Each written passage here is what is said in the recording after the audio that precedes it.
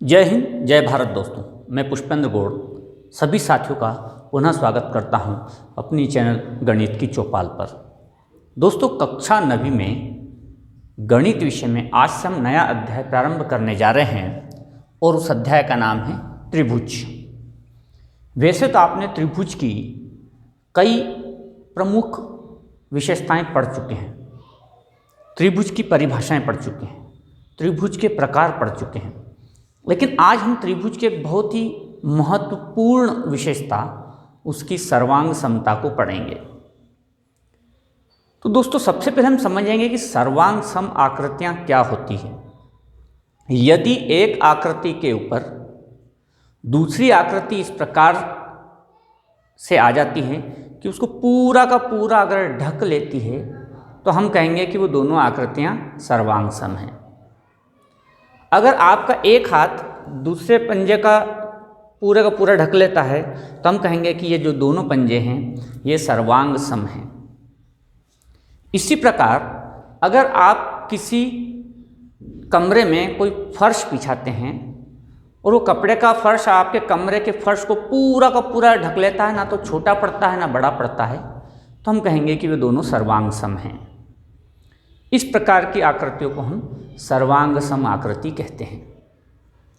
अगर हम बहुभुज की बात करें जिसमें त्रिभुज भी आ गया, चतुर्भुज भी आ गया, पंचभुज भी आ गया, तो जब एक बहुभुज अपने ही समान संख्या की भुजा वाले बहुभुज को पूरी तरह से ढक लेता है तो हम कहेंगे कि वो एक समरूप बहुभुज है। अगर आप दो वृत्त बनाते हैं जिनकी त्रिज्या समान है, मान लिया आपने 3 सेंटीमीटर त्रिज्या का वृत्त लिया, दूसरा 3 सेंटीमीटर त्रिज्या का वृत्त लिया, उस एक वृत्त को दूसरे वृत्त के ऊपर अगर आप रखते हैं तो वो पूरा का पूरा उसको ढक लेता है, तो हम कहेंगे कि वे दोनों त्रिभुज, दोनों जो वृत्त हैं दोस्तों, वे सर्वांग सम हैं। सीधा सा है, सर्वांग सम का मतलब है जिसके सभी अंग समान हो, बराबर हो, अर्थात दो आकृतियाँ जो आकार में बिल्कुल एक दूसरे के बराबर हो और माप भी उनका बिल्कुल समान हो, तो हम कहेंगे कि ऐसी दो आकृतियाँ सर्वांग सम हैं। दोस्तों, हम यहाँ बात करेंगे त्रिभुज की सर्वांग समता की, लेकिन कई बार आपके दिमाग में यह रहता है कि आखिर हम सर्वांग समता को पढ़ते क्यों हैं। तो दोस्तों, कई जगह हमें सर्वांग सम आकृतियों की ज़रूरत पड़ती है। जैसे कि आप पाएंगे कि आपके मोबाइल के लिए कवर बनाना है, तो अगर कवर छोटा या बड़ा बनेगा तो वो मोबाइल में फिट नहीं बैठेगा। इसलिए नाप को भली भांति ध्यान में रख कर के एक ही कवर की कई प्रतियां तैयार की जाती हैं और सारे कवर सर्वांग सम होते हैं। आप कोई बॉल पेन लाते हैं जिसमें एक रिफिल डाली जाती है, लेकिन कई बार आपने देखा होगा कुछ रिफिल उसमें नहीं आती है, कुछ रिफिल छोटी पड़ती है। तो इस प्रकार की एक रिफिल बनाई जाती है कि जो उस पेन में फिट बैठे और उसकी कई प्रतियां तैयार की जाती हैं। तो एक ही प्रकार की कई प्रतियों को तैयार करने के लिए सांचे बनाने पड़ते हैं जिससे कि एक जैसी बहुत सारी प्रतियां तैयार हो सके। तो वहाँ पर दोस्तों सर्वांग समता की आवश्यकता पड़ती है, इसलिए सर्वांग सम आकृतियों को यहाँ पर पढ़ा जाता है। तो आइए हम आज पढ़ते हैं त्रिभुज की सर्वांग समता। तो दोस्तों, मान लो कि दो त्रिभुज हैं, एक त्रिभुज है ABC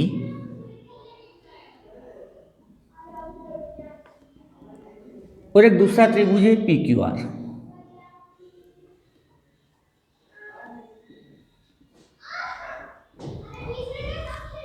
अगर हम इस त्रिभुज को उठा करके त्रिभुज ABC के ऊपर रखते हैं और ये त्रिभुज एक दूसरे को पूरा का पूरा ढक लेते हैं, मान लिया इस त्रिभुज को उठा करके हमने इस त्रिभुज के ऊपर रखा और ये त्रिभुज पूरा का पूरा इसको ढक लेता है, ना तो छोटा पड़ता है ना बड़ा पड़ता है, तो हम कहेंगे कि दोस्तों ये दोनों त्रिभुज सर्वांग सम हैं।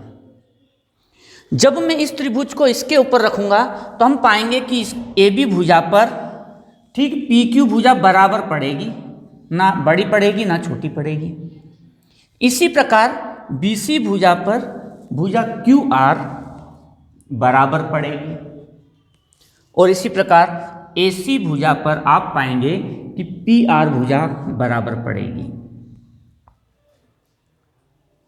अगर नहीं पड़ती है तो फिर यह सर्वांग सम नहीं है, लेकिन अगर बराबर पड़ रही है तो यह सर्वांग सम होगी। इसी प्रकार हम देखेंगे कि ये जो कोण हैं, ये कोण भी इस पर बराबर पड़ेंगे। इसी प्रकार B है, वो भी इसके कोण Q के बराबर पड़ेगा। और इस प्रकार कोण C कोण R पर बराबर पड़ेगा। तो ये इसके संगत भाग कहलाएंगे जो एक दूसरे पर बराबर पड़ते हैं। यहां पर ध्यान रखिए, वे ही भाग आपस में संगत कहलाएंगे सर्वांग समता में जो एक दूसरे पर बराबर पड़ेंगे। अगर मैं इस त्रिभुज को घुमा देता हूं और कोण A पर कोण Q आता है तो यह बराबर पड़े जरूरी नहीं, और बराबर नहीं पड़ेगा तो फिर हम इसका संगत भाग नहीं कहेंगे। तो जब एक त्रिभुज को दूसरे त्रिभुज के ऊपर हम रखते हैं दोस्तों, तो उसकी जो भुजाएं हैं एक दूसरे के ऊपर बराबर पड़ती हैं और कोण भी बराबर पड़ते हैं। ऐसी अवस्था में हम देखेंगे कि शीर्ष A पर शीर्ष P आएगा, तो ये दोनों संगत शीर्ष होंगे। इसी प्रकार B पर शीर्ष Q आएगा और इसी प्रकार C पर शीर्ष R आएगा। तो जब हम दोनों त्रिभुज की सर्वांग समता को देखते हैं कि जब एक त्रिभुज दूसरे त्रिभुज को बराबर पूरा का पूरा ढक लेता है तो वे दोनों त्रिभुज सर्वांग सम होंगे, और हम लिखते हैं इस अवस्था में त्रिभुज ABC सर्वांग सम त्रिभुज PQR। ये सर्वांग सम का चिन्ह है। सर्वांग सम में दो बराबर और एक भाग इस प्रकार से लिखा जाता है। यहां पर आप ध्यान रखेंगे, जिस शीर्ष पर जो शीर्ष आता है वो उसी क्रम में लिखा जाएगा। अर्थात अगर मैंने त्रिभुज ABC लिखा है तो फिर A प्रथम भाग में लिखा है, तो इसी पर कौन सा शीर्ष आ रहा है? P, तो यहां पर भी P ही आएगा। अगर बीच में मैंने B लिया है तो B शीर्ष पर कौन संगत शीर्ष रहेगा? Q, तो फिर बीच में Q आएगा। और अंत में अगर मैंने C लिखा है तो फिर इसका R आएगा। आप इसको इस प्रकार से नहीं लिख सकते कि हाँ तो हमने त्रिभुज ABC लिख दिया है, लेकिन हम यहां पर लिख दें त्रिभुज QPR। ये गलत तरीका है। तो जो शीर्ष जिस शीर्ष के संगत है वो उसी क्रम में आएगा। हाँ, अगर आप दोनों के क्रम बदलते हैं तो ऐसा कर सकते हैं। जैसे कि अगर आपने A को अंत में लिखा, आपने लिखा त्रिभुज BCA, इस A को अंत में लिखा, तो A का जो संगत शीर्ष है वो P है। तो ऐसी अवस्था में आप फिर उसको भी अंत में ही लिखें तो आप ऐसा लिख सकते हैं त्रिभुज QRP। तो यहाँ लिखते समय ध्यान रखें कि जो संगत शीर्ष पहले आता है, जो शीर्ष पहले आता है उसका संगत उसको भी पहले लिखना है, क्रम वही रहना चाहिए। तो आप त्रिभुज ABC सर्वांग सम त्रिभुज PQR लिख सकते हैं, लेकिन अगर A को अंत में पहुंचाया तो P को भी अगर आप अंत में पहुंचाते हैं तो कोई समस्या नहीं। लेकिन अगर क्रम सही नहीं है तो फिर आपने जो लिखा है वो लिखने का तरीका गलत है। यहाँ पर इस प्रकार से त्रिभुज को समरूप लिखा जाता है। लेकिन क्या जब भी हमें त्रिभुजों को सर्वांग सम देखना होगा तो क्या हर बार हम एक त्रिभुज को उठाकर दूसरे त्रिभुज के ऊपर रखेंगे? ये संभव नहीं होता। इसलिए हम किस प्रकार से दो त्रिभुजों को सर्वांग सम बता पाएं, तो क्या हमें उसके इन 6 भाग, 3 भुजाओं और 3 कोण, इन 6 भागों को चेक करना होगा, तब हम उनको सर्वांग सम कहेंगे? तो ऐसा भी नहीं है। इसके लिए कुछ कसौटियां निर्धारित कर दी गई है, जिसको हम कहेंगे कि न्यूनतम अवस्था। इन 6 में से भी न्यूनतम हम इतने भागों को अगर बराबर बता देते हैं तो वे त्रिभुज सर्वांग सम हो जाएंगे। तो वे कौन से न्यूनतम भाग हैं, उसके लिए कुछ कसौटियां निर्धारित की गई है। आइए हम उन कसौटियों का अध्ययन करें और उन कसौटियों के आधार पर हम 2 त्रिभुज की आकृतियों को सर्वांग सम बता पाएंगे।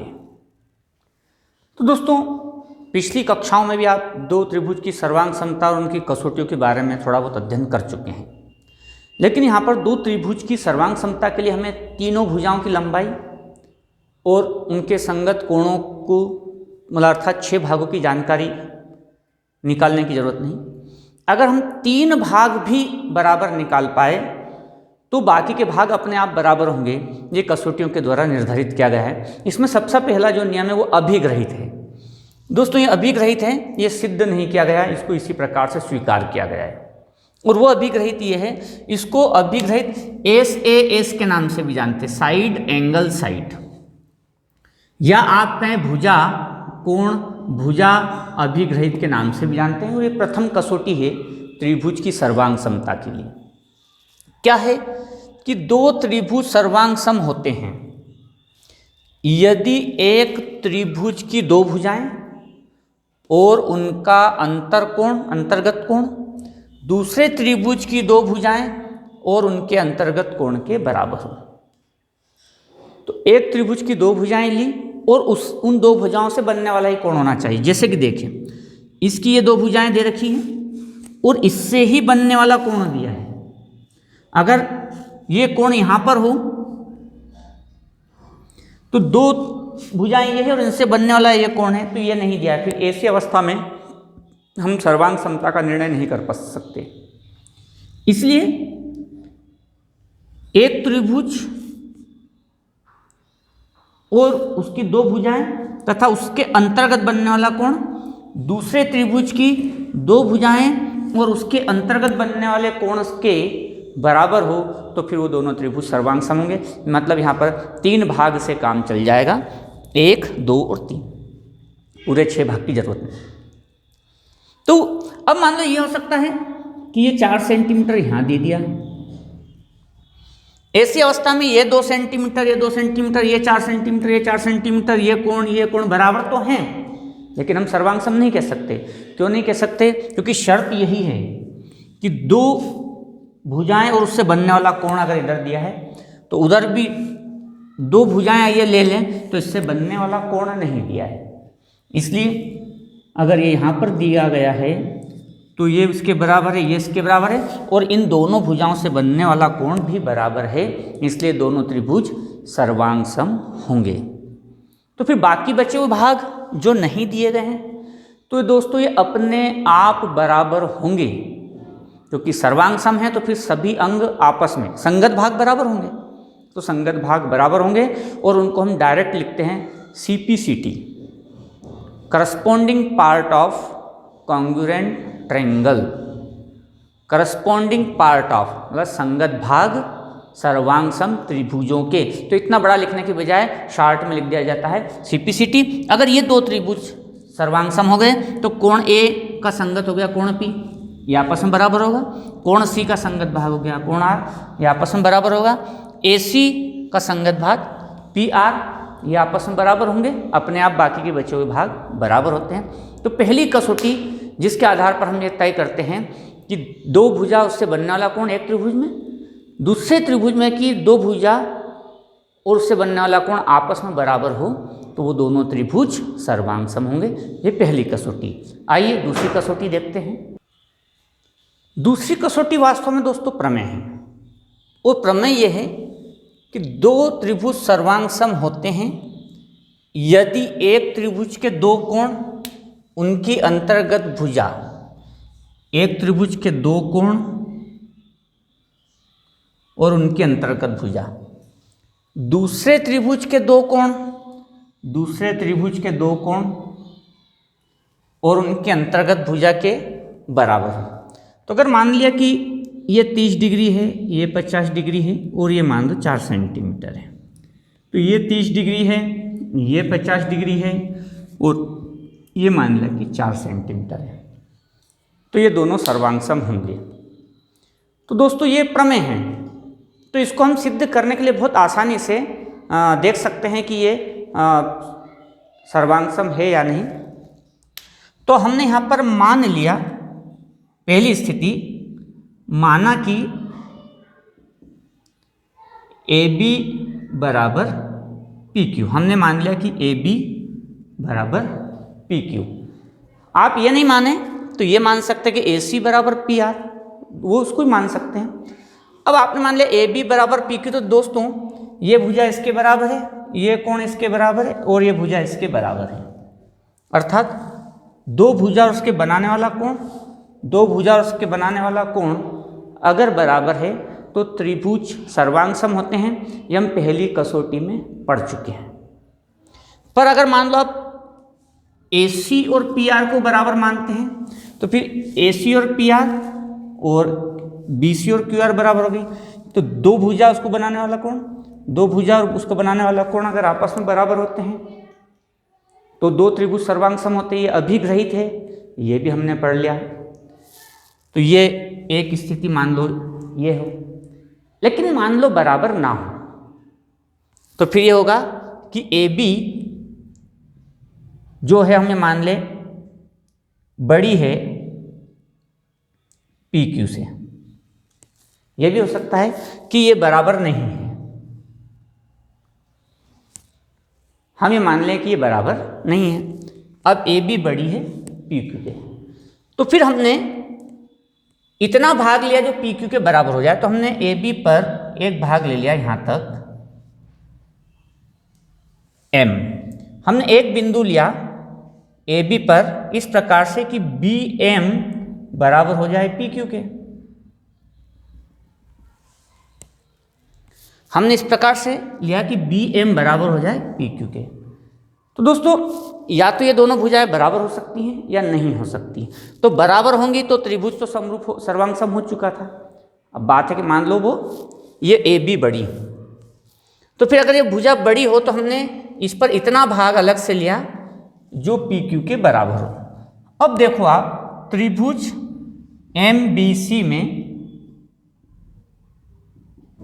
सर्वांग समय त्रिभुज MBC व त्रिभुज PQR में, तो एक भुजा इसकी भुजा के बराबर है,